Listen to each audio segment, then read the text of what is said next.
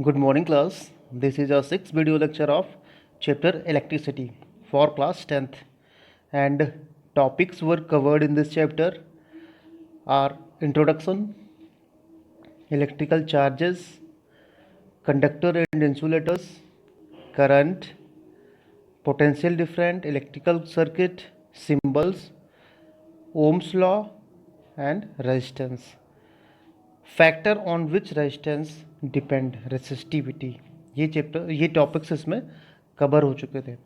And today's topic is combination of resistance, combination in series. Okay, let's start the topic combination of resistance.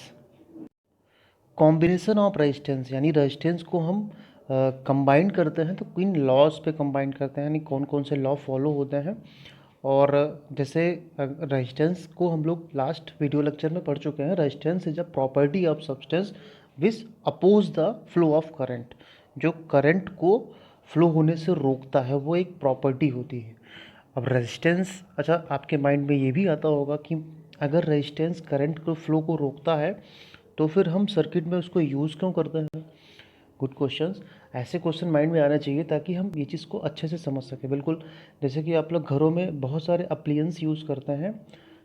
जितने भी appliance होते हैं सबकी required जो voltage या उनके बीच में जो वोल्टेज पोटेंशियल डिफरेंट होता है या उनको जो करंट रिक्वायर्ड होता है वो डिफरेंट होता है. कभी कभी करंट जो इलेक्ट्रिकल करंट होता है वो कम भी होता है और ज़्यादा भी होता है. तो इसलिए रेजिस्टेंस लगे होते हैं ताकि उस अप्लायंस को एक फिक्स अमाउंट में इलेक्ट्रिसिटी जो करंट होता है, इलेक्ट्रिकल चार्ज या करंट वहाँ पे पहुँच सके.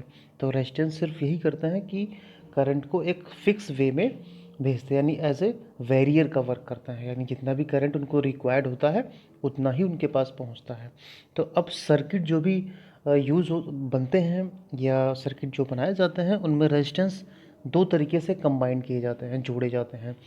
एक होता है पैरेलल वे, एक होता है सीरीज़ में. पैरेलल होता है जैसे रेजिस्टेंस हो सकता है कि उसमें दो रेजिस्टेंस हो या दो से अधिक रेजिस्टेंस भी हो सकते हैं, तो उनको हम दो तरीके से ऐड करते हैं, parallel and series.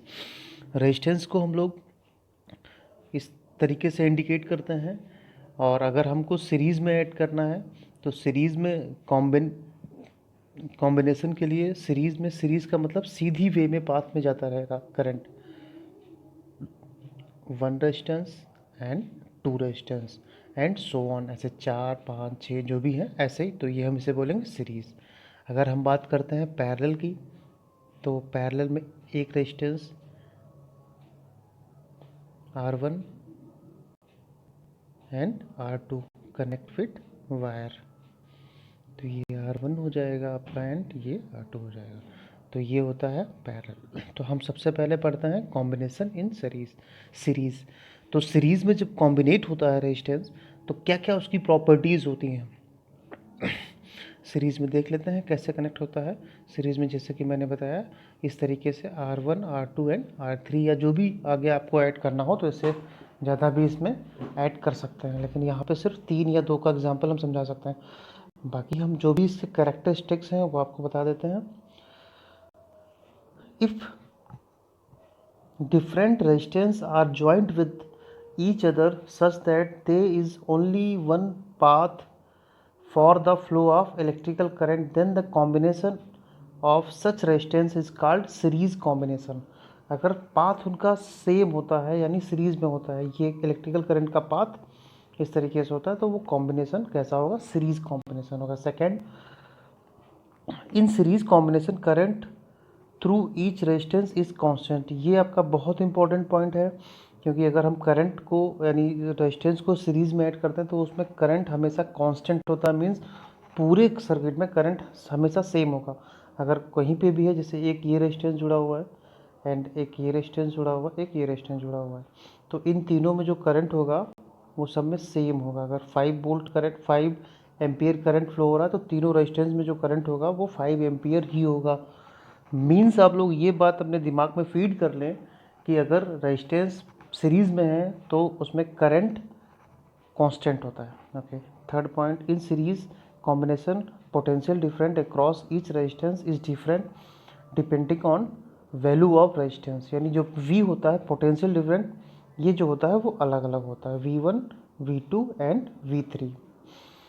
Equivalent resistance of circuit is equal to the sum of individual resistance, यानी जो टोटल रेजिस्टेंस रेजिस्टेंस होगा, जैसे मान लीजिए कि 3 रेजिस्टेंस एक सर्किट में जुड़े हुए हो, R1, R2, R3, तो तीनों का टोटल रेजिस्टेंस निकालेंगे तो तीनों के सम के इक्वल होगा, R1 plus R2 plus R3, okay,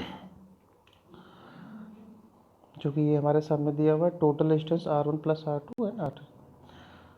next देखते हैं कि हाँ एडवांटेज, यानी अगर हम डिसएडवांटेज, अगर हम सीरीज़ में ऐड करते हैं तो सीरीज़ में ऐड करने से क्या डिसएडवांटेज होते हैं, क्या डिसएडवांटेज होते हैं। In one component is fuse then the other component of circuit will not function and also fuse. अगर जैसे सीरीज़ का मतलब होता है जैसे जो दिवालियों में दिवाली पे लाइटिंग होती है वो सारी सीरीज़ में कनेक्ट होती हैं, अगर उसमें से कोई भी एक बल्ब फ्यूज हो जाता है तो वो पूरा जो सीरीज़ होगी वो वर्क नहीं करेगी। सेकंड,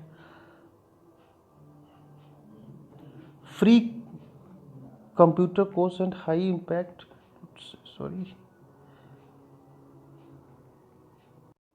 नेक्स्ट है कि अगर सीरीज़ में कोई भी अगर हम चाहें तो इंडिविजुअली किसी एक अप्लायंस का वर्क नहीं करा सकते हैं, वो सारे एक साथ वर्क करेंगे, और सारे में जो पोटेंशियल डिफरेंट होता है वो डिफरेंट होता है, सेम नहीं होता है, कांस्टेंट नहीं होता है। नेक्स्ट देखते हैं, नेक्स्ट टॉपिक डेरिवेशन, यानी जो हमारा टोटल रेजिस्टेंस निकला है वो कैसे डेरिवेट हुआ ये एक बार देख लेते हैं।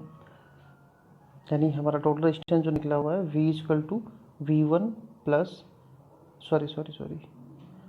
V इक्वल टू, ये तो यहाँ से स्टार्ट होगा, यानी R equal to total resistance equal to R equal to R1 plus R2 plus R3। तो ये हमें डेराइव करना है, समझना है कि कैसे ये हुआ। चलिए स्टार्ट करते हैं। मानते हैं कि माना कि अगर 3 रेजिस्टेंस एक उसमें ऐड है, R1, R2 एंड R3, और तीनों में जो पोटेंशियल डिफरेंट होगा वो V1, V2 एंड V3 होगा। बट यहाँ पे मैंने बताया था जो करंट होता है वो कैसा होता है, कांस्टेंट होता है। तो पूरे में V जो है वो कांस्टेंट, यानी I कांस्टेंट होगा, I1, I2, I3 नहीं होगा, ओके। तो यहाँ पे अगर हम टोटल वोल्टेज काउंट करते हैं तो टोटल वोल्टेज हमारा कितना हो जाएगा, V equal to V1 plus V2 plus V3। अब हम जो ओम्स लॉ है V equal to I R से यहाँ पे हम V की वैल्यू निकालते हैं। अगर V की वैल्यू निकालते हैं V equal to I R, ये V की वैल्यू हम यहाँ पे पुट करते हैं, यानी V1 इक्वल टू हो जाएगा B1 इक्वल टू IR1, तो IR1 की वैल्यू यहाँ पे पुट करेंगे, and V2 equal to IR2 value यहाँ पे पुट करेंगे, V3 इक्वल टू IR3 यहाँ पे पुट कर देंगे। जब हम पुट करेंगे तो हमारे पास कुछ ऐसा आ जाएगा, और यहाँ पे तीनों में देखते हैं I कॉमन ले लेंगे, अगर I कॉमन ले लेंगे तो यहाँ पे भी I है और I यहाँ पे कट जाएगा, वैल्यू हमारे पास आ जाएगी R equal to R1 plus R2 and R3।